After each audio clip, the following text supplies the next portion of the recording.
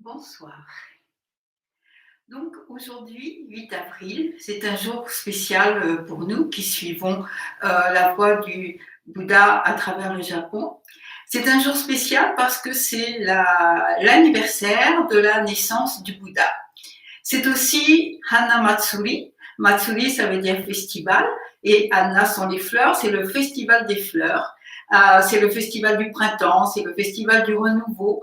C'est une fête très importante au Japon qui est fêtée partout, dans les temples bien sûr, mais aussi dans les maisons et puis dans les écoles. On voit toutes les petites filles avec des fleurs partout. Vraiment, c'est une fête très gaie et qui est très suivie encore aujourd'hui au Japon.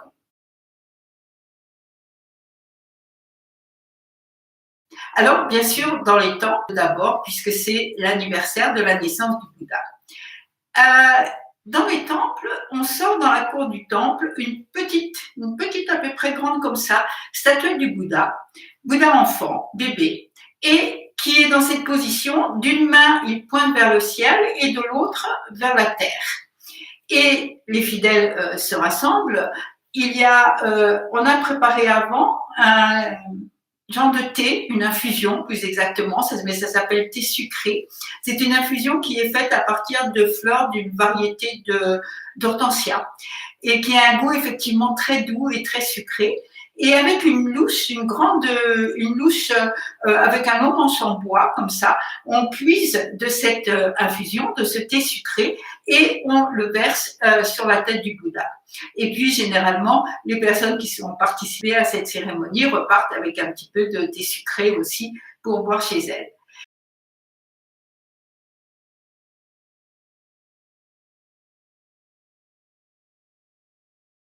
Alors, voici l'histoire de la naissance du Bouddha et le pourquoi de cette cérémonie.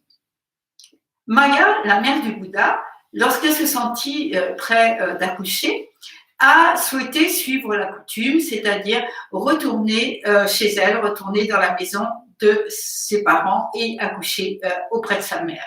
En fait, c'est une coutume qui, en tout cas, quand moi j'étais au Japon, continuait à être suivie et les jeunes femmes, surtout lors de leur premier bébé, rentraient dans leur maison familiale, maternelle. Donc, Maya quitte euh, Kapilavatthu, la cité que dirigeait son mari, et se dirige vers la maison maternelle, mais en route, elle ressent les premières douleurs de l'accouchement et elle va s'arrêter dans un bois sacré qui s'appelle Lumbini.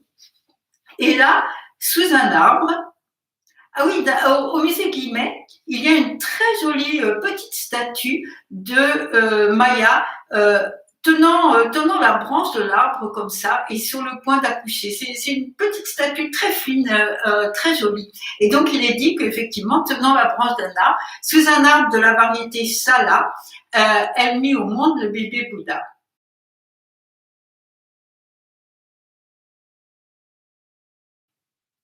En fait, l'arbre Sala, bien sûr, toute la biographie du Bouddha est constellée d'arbres, si je peux dire, et c'est entre deux arbres Sala que le Bouddha s'est allongé lors de sa fin et lorsqu'il est entré dans le parinirvana. Donc, il y a une espèce de quelque chose qui se suit comme cela.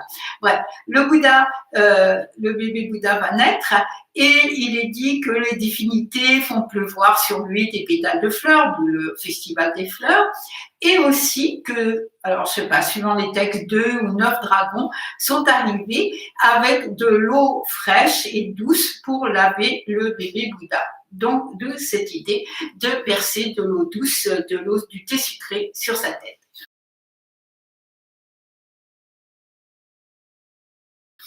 Euh, et voici ce qu'il est dit ensuite